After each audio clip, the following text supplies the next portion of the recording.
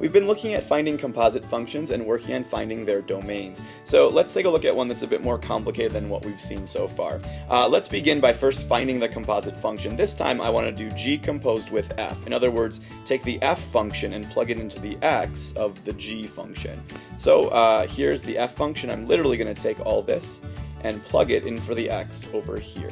So what I end up with right away, I can see it's going to be more complicated because I've got a fraction within a fraction, 1 over, and then x minus 2 over x plus 3. There's a few ways to simplify this because I definitely don't like having fractions within fractions, so I'll show you the easiest way, or the way that I like to do this. Let's think of this instead of a fraction bar. Fraction bar we know means division, so let's rewrite this problem as 1 divided by, because it's the same thing, x minus 2 over x plus 3. And if it's helpful to you, then maybe even do this as 1 over 1 to make everything a fraction. Well, back when you learned how to divide fractions, you realized, or you talked about, how you don't really divide fractions. Instead, you multiply by the reciprocal.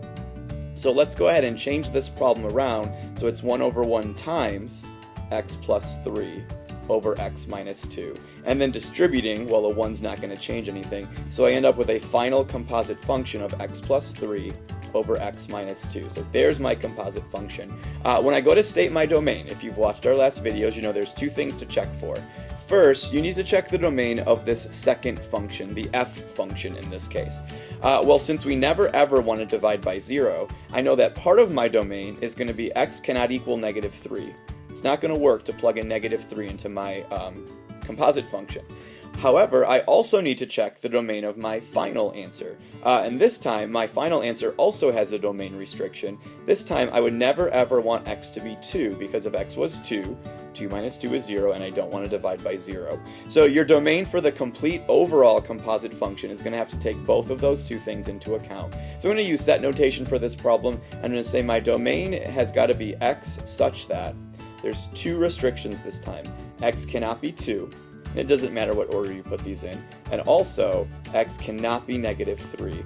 You do need to make sure you check both parts of your domain, the second function and that final function. If you only check this final function, you'll know that x isn't supposed to be 2, but you may miss this negative 3. So make sure you check both parts before you write your final domain.